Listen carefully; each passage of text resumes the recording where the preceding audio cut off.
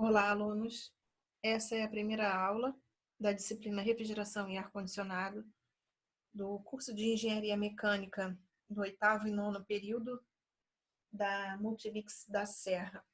Eu sou a professora Márcia Miller.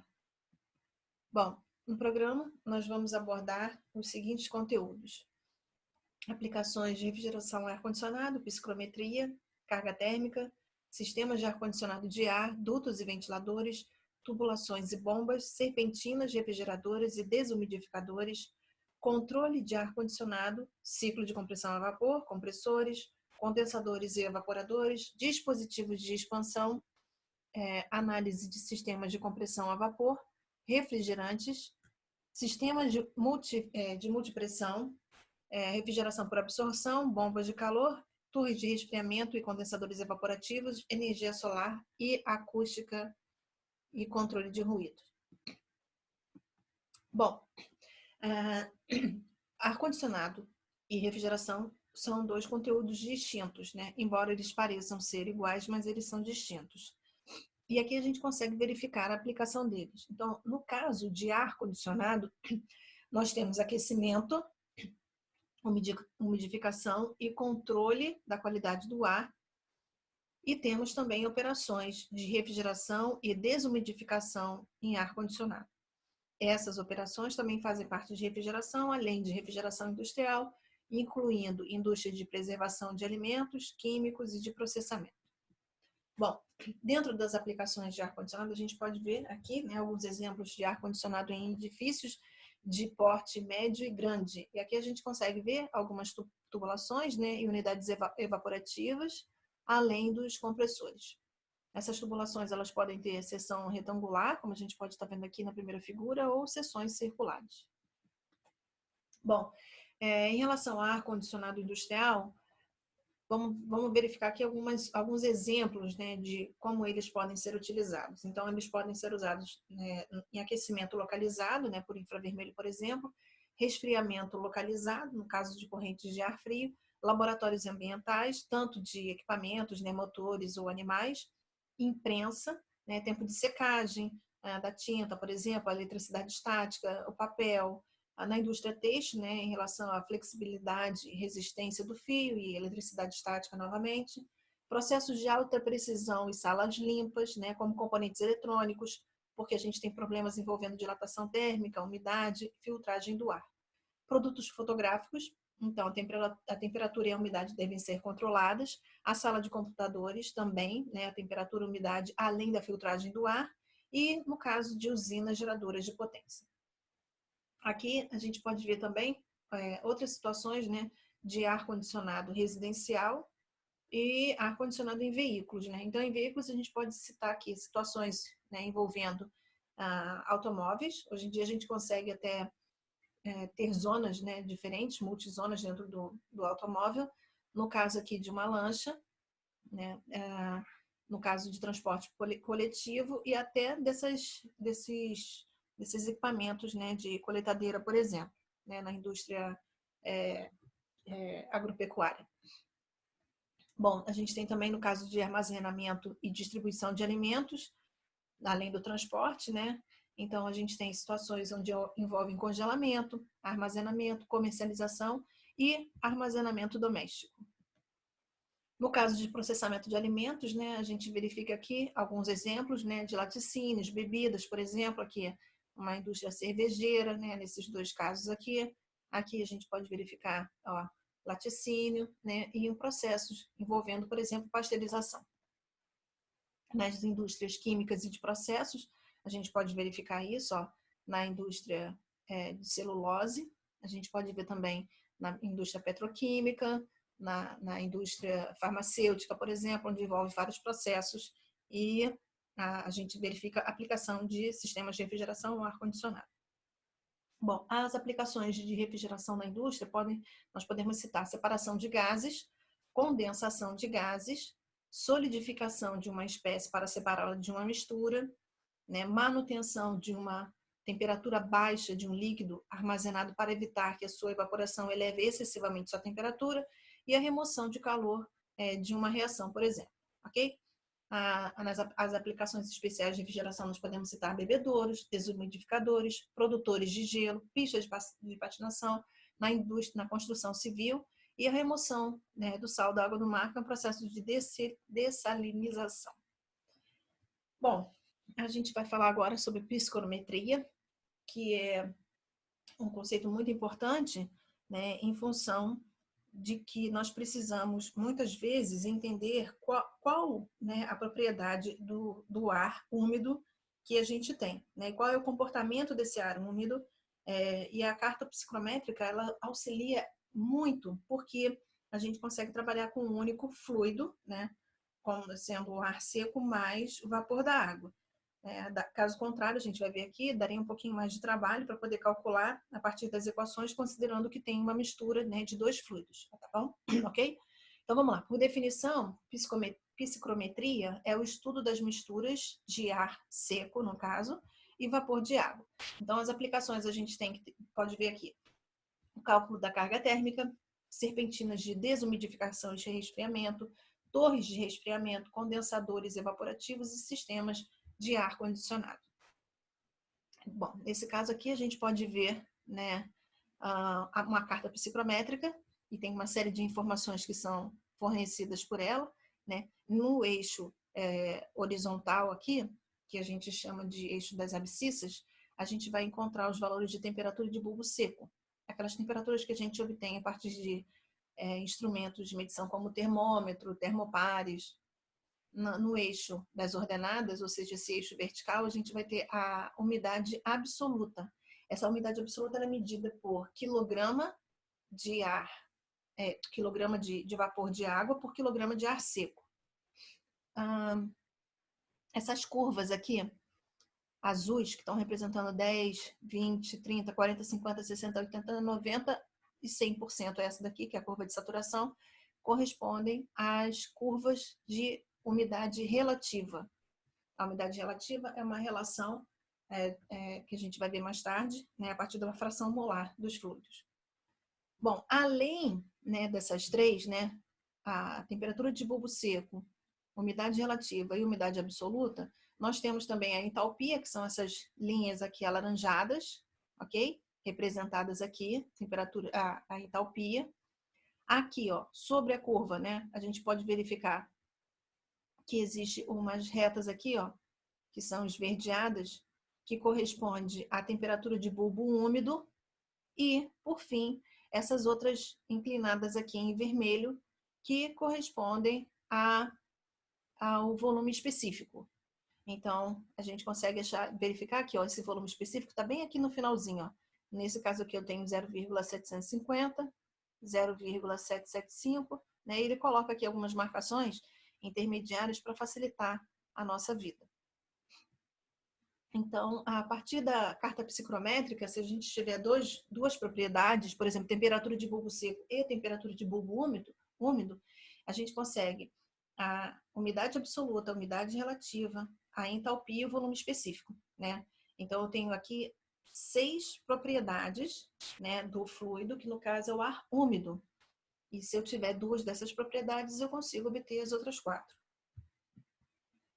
Bom, vamos para as definições. Nós falamos de umidade relativa, nós sabemos, né, a gente tem um pouquinho de experiência, porque a umidade relativa ela é divulgada nos meios de comunicação com bastante frequência, e a gente tem até uns parâmetros, né, para poder identificar se aquela umidade ela é satisfatória ou não. Então, mas qual é a definição de umidade relativa? Ela vai ser a razão entre a fração molar do vapor de água, né, no ar úmido, e a fração do vapor de água no ar saturado à mesma temperatura e pressão total, ok? Então, como que a gente vai fazer isso? Como é complicado a gente trabalhar com fração molar e a gente tem as equações de gases perfeitos, a gente consegue fazer uma relação. Em vez de trabalhar com o número de mols, a gente pode trabalhar com pressão, visto que a temperatura vai ser a mesma, o volume vai ser o mesmo, né? E a constante de gás, a constante de vapor de água, a gente acaba cortando, né, uma com a outra. Então, a gente pode usar, embora a definição seja a fração molar, a gente pode calcular a umidade relativa a partir das pressões. Então, aqui vai ser a pressão parcial do vapor de água, ou seja, só do vapor de água, e aqui a pressão de saturação de água pura para a mesma temperatura. Bom, vamos entender um pouquinho melhor fazendo um exercício aqui. Minto, a gente vai fazer um exercício depois. Nesse caso aqui, a gente vai ver agora a definição de umidade absoluta. Essa umidade absoluta, a gente está usando a letra W, mas ela pode ter outras letras. Como é que a gente vai saber a diferença de uma para outra? A umidade relativa, a gente usa percentual. E a umidade absoluta, a gente vai utilizar a unidade quilograma de vapor de água por quilograma de ar seco, ok? E a definição?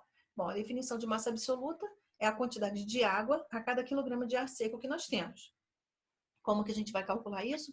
Vai pegar a massa, né, de vapor de água contido no meu ar úmido e vai dividir pela massa de ar seco.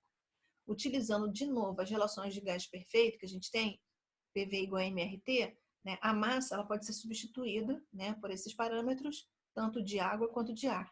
Como o volume ocupado tanto pelo vapor de água e de ar seco é o mesmo e a temperatura também da mistura vai ser a mesma, então a gente vai ficar com essa relação aqui, ó, onde a gente vai ter pressão, né, a pressão de saturação do ar, né, a pressão parcial do ar, desculpa, do vapor. Aí aqui sim, né, a pressão parcial do ar seco, aqui a pressão parcial do vapor. Aqui vai ser a constante de gás ideal do vapor e a constante de gás ideal do ar. Esses dois valores são tabelados e a gente pode depois agregar, né, a equação.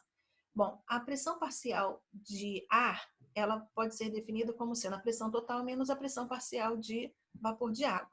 Por quê? Porque a pressão total, né, do ar úmido, ela é compreendida pela a pressão parcial do vapor de água mais a pressão parcial do ar seco. Então, a gente consegue usar esse modelo matemático aqui, que ele fica um pouco mais simples. Substituindo os valores das constantes, a gente chega a essa relação aqui, ok? Cortou-se as unidades, porque as unidades das duas são a mesma. A gente chega a essa constante aqui, 0,622, ok? Repete-se, então, o valor da pressão parcial do vapor de água, pressão total, de novo, pressão parcial do vapor de água. Bom, um exemplo que a gente vai ver aqui, que a gente já fez em sala de aula, e qualquer coisa vocês podem tirar dúvida comigo, não vou fazer os exemplos, né? E qualquer coisa vocês podem tirar dúvida no portal do aluno, nos fóruns, desculpa. Bom, a entalpia é uma propriedade muito importante no curso de refrigeração e ar-condicionado. A entalpia é a propriedade que a gente vai utilizar para poder compreender qual é a energia total do fluido. Bom, essa entalpia do fluido, né, entalpia total, ela pode ser calculada da seguinte forma: eu vou somar a entalpia do ar com a parcela da entalpia da água, do vapor de água, ok?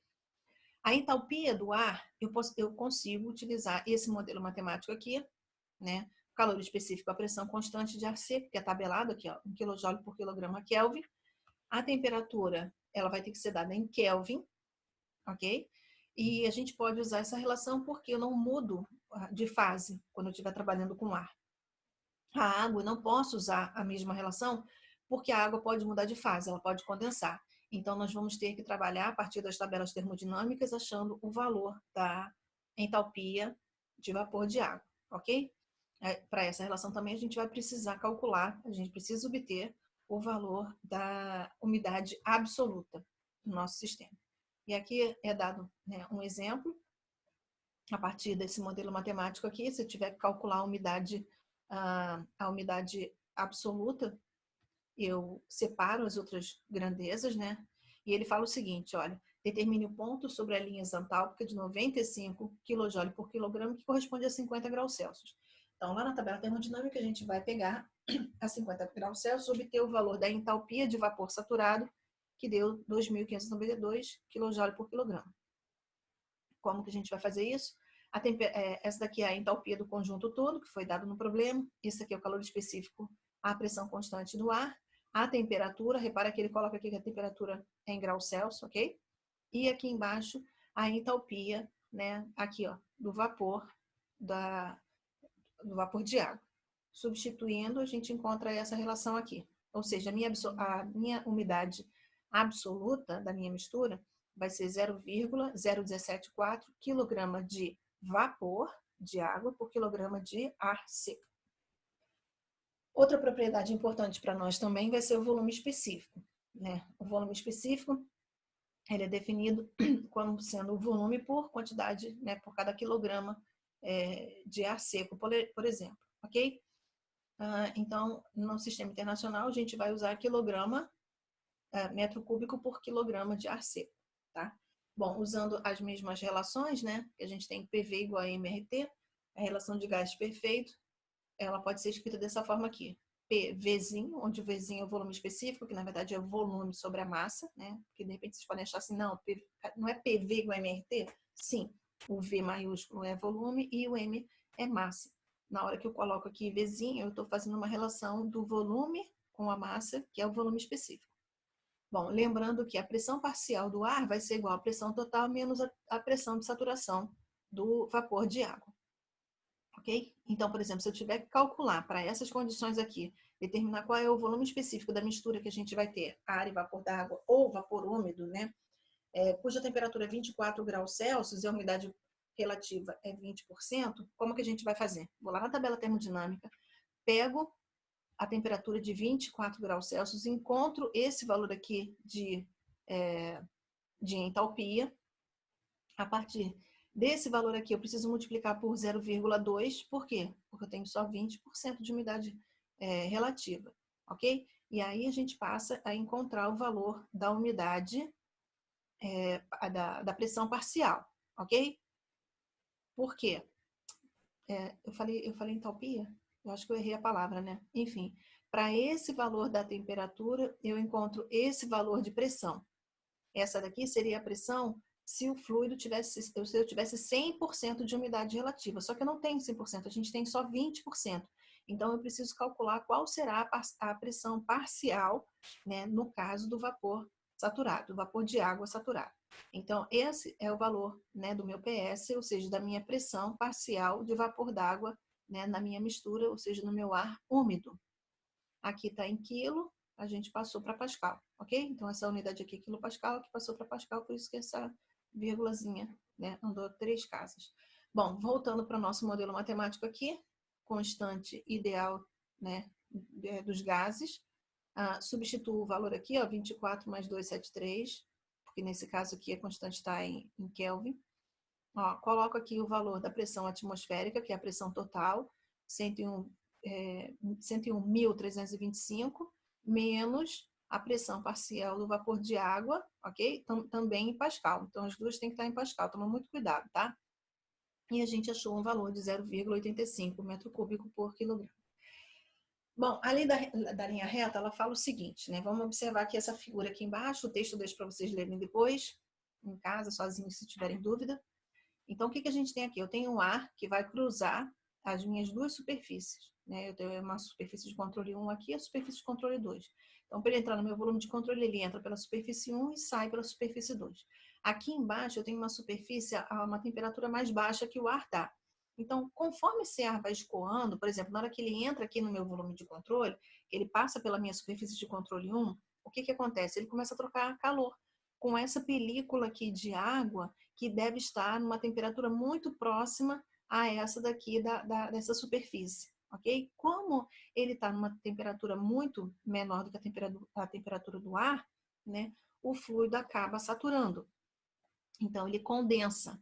E aí ele condensa e vai se precipitando aqui. Então, o ar entra com uma quantidade de vapor de água e sai com uma quantidade menor. Ou seja, eu vou ter uma diminuição da minha umidade absoluta e uma diminuição também da minha temperatura. Então, olha só o que está acontecendo. Eu tenho aqui uma temperatura, que é a temperatura que o meu fluido vai saturar, ok? Quando ele satura, ele toca naquela curva de 100% de umidade relativa. Essa temperatura aqui é a temperatura da minha superfície fria, que está aqui embaixo, ok? E da água também, porque a gente admitiu que a água vai estar à mesma temperatura da superfície fria. Então, eu traço uma reta até ele encontrar a minha curva de saturação, ok? Eu defino o ponto que o meu fluido está entrando, no ponto 1, com condições, por exemplo, de temperatura e umidade absoluta. Esse aqui é o meu ponto 1. Bom, o que vai acontecer? A lei da linha reta diz o seguinte, que eu tenho que traçar uma linha do ponto 1 até tocar a, a minha curva de saturação, ok?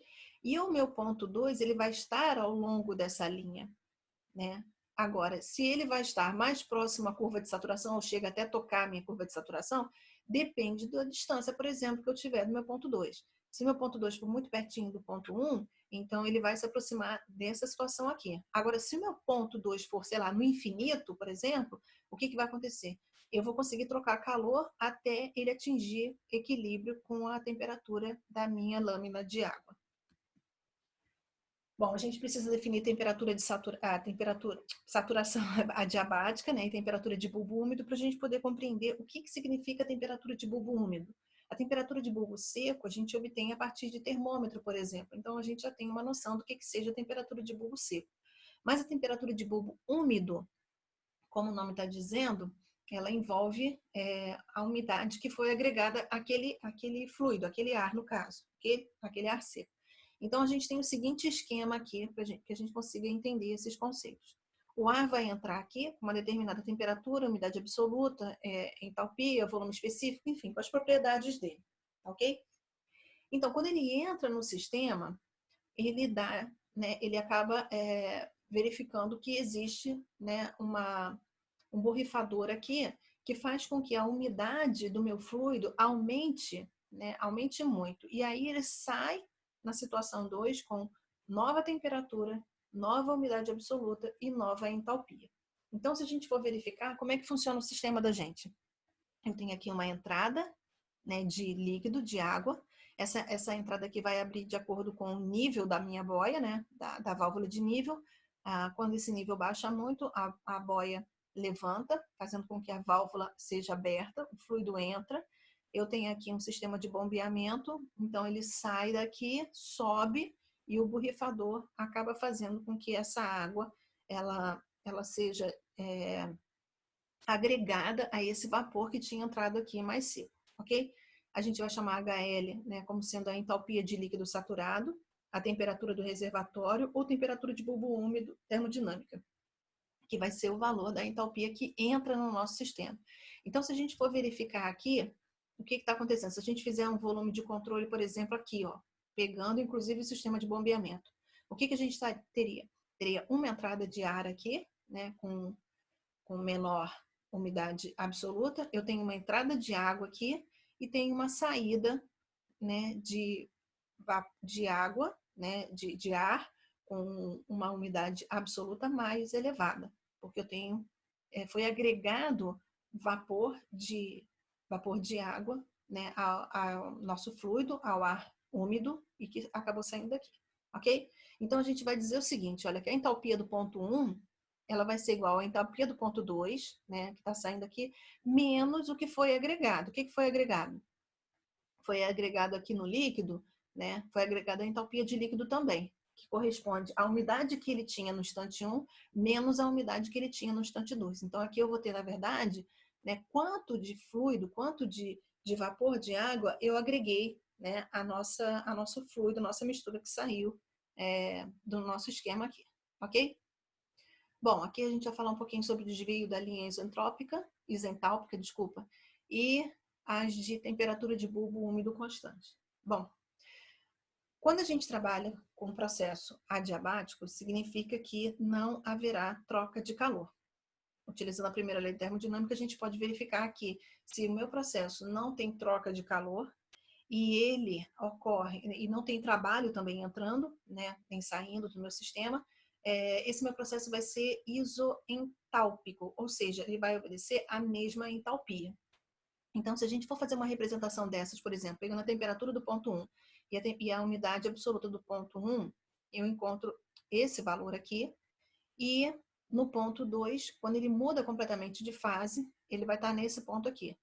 O que significa isso? Se eu tiver, né, uma situação envolvendo que não haja troca de calor para o meio externo, que a troca de calor vai ocorrer apenas entre os dois fluidos, eu posso seguir aqui, ó, com uma linha isentálpica, que ele vai sair do meu ponto 1 até o meu ponto 2, ok? Então, linha de temperatura de bulbo úmido constante. Agora, Desculpa, a linha isentálpica estava do lado de cá, tá? Então, ele sairia pelo lado de cá. Aqui seria um processo real, tá? Então, ele iria migrar daqui para lá. Só que a gente verifica que existe uma diferençazinha, né? Na carta psicrométrica, a gente vai verificar que existe um tracejado aqui. Bom, o que acaba acontecendo com isso? Quando a gente pega esses valores na carta psicrométrica ou a gente desenvolve a partir das equações que foram dadas, a gente vai ver que a carta psicrométrica e o valor encontrado a partir dos modelos matemáticos tem uma diferença muito pequena, né? Então, esse valor aqui foi encontrado na carta e a partir, né, dessa situação que a gente tinha aqui, ó, 40 graus Celsius e umidade relativa de 41%. Então, a partir daqui a gente descobriu, né, da carta psicrométrica, o valor de 28, né, de bulbo úmido e a entalpia de 89. Se a gente for usar os modelos matemáticos, a gente chega a 89,1. É uma diferença muito pequena, né, e a carta ela acaba facilitando bastante a vida da gente, por isso é interessante que a gente use a carta ao invés dos modelos matemáticos, ok? Bom, como que a gente vai medir essa temperatura de bulbo úmido? A partir daquele esquema que a gente viu anteriormente lá, tá? Como que funciona isso? A gente tem um instrumento, né?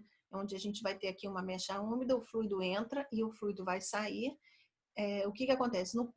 Os pontos 1 e 2, né, eles estão sobre a mesma linha de temperatura de bulbo úmido, né, temperatura termodinâmica, e a partir da primeira lei da termodinâmica, né, naquele processo que a gente viu lá, a gente chega a essa situação aqui, onde a entalpia, né, do fluido que entra no ponto 1, mais o que a gente agregou, né, de líquido, vai ser igual ao que sai no ponto 2, ok?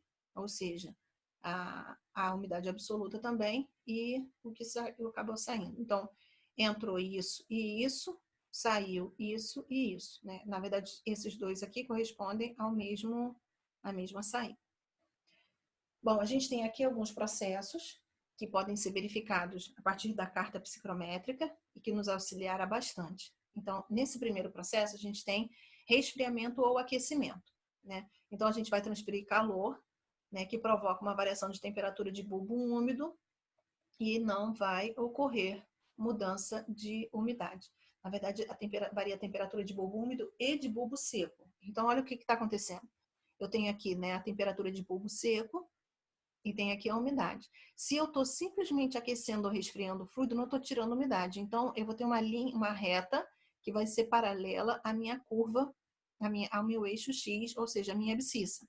Então, se eu estiver promovendo um processo de resfriamento, né, ele vai vir para cá, porque a minha temperatura vai baixando, mas a umidade permanece a mesma. Se eu tiver um processo de aquecimento, então ele vem para cá em linha reta, porém sem mudar o valor da umidade absoluta. No processo de umidificação, a gente tem que verificar se essa umidificação vai ocorrer com transferência de calor ou sem transferência de calor. Então, se ela ocorrer sem transferência de calor, ou seja, se ela for adiabática, ela vai ocorrer na mesma linha de entalpia, ok? Caso haja aquecimento com, né, umidificação, então ela não vai seguir a mesma linha, né, de entalpia, ok? Na situação 3, a gente vai ter resfriamento e desumidificação, que é um processo que ocorre no condicionador de ar, né? Porque ele resfria e ele tira a umidade também no ambiente.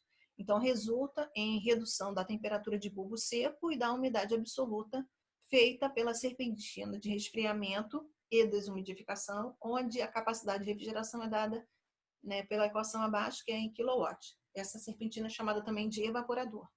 Então, a gente pode verificar aqui, ó, do ponto 1 até o ponto 2, o que aconteceu? A gente teve uma diminuição da umidade absoluta, ó, ela caiu verticalmente, tá vendo? E ela também foi deslocada para a esquerda, significando que a gente teve uma diminuição da temperatura de bulbo seco. Então, do ponto 1, tá caindo o quê?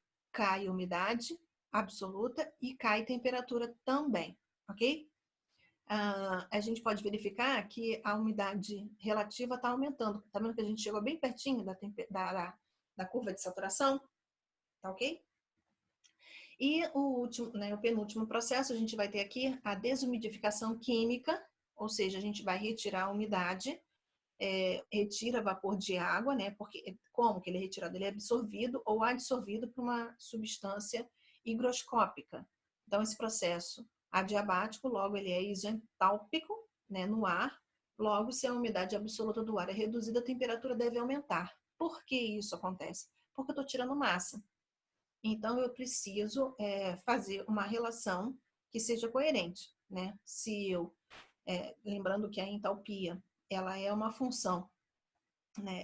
Ela depende da temperatura. Só que a entalpia, ela também vai depender da quantidade de matéria que eu vou ter ali. Então, se eu diminuo a massa, eu tenho que aumentar a temperatura, porque senão o processo viola a primeira lei da termodinâmica. Bom, e o último processo que a gente vai ter aqui vai ser mistura de duas correntes de ar. Nesse caso, o ar-condicionado também, tá ok? Como que funciona isso? Funciona da seguinte forma. Eu entro aqui, né, o ponto 1, por exemplo, com uma temperatura, com o ar a uma temperatura elevada, e a umidade provavelmente deve estar elevada também, a umidade absoluta, e eu venho aqui, ó, com o ar 2, com a umidade absoluta baixa e também a temperatura baixa.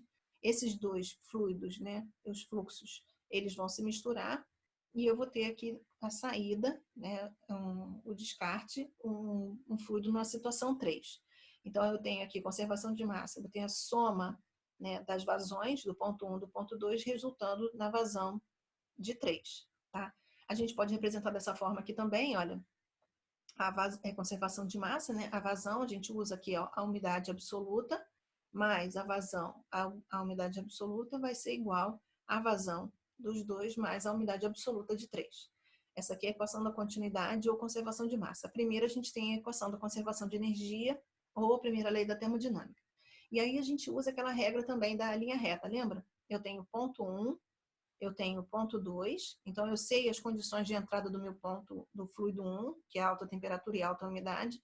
Eu sei as condições de entrada do meu fluido 2, ou seja, a baixa temperatura e baixa umidade absoluta, e o ponto 3, ou seja, a saída, ele vai estar entre o ponto 1 e o ponto 2, na reta que une o ponto 1 com o ponto 2.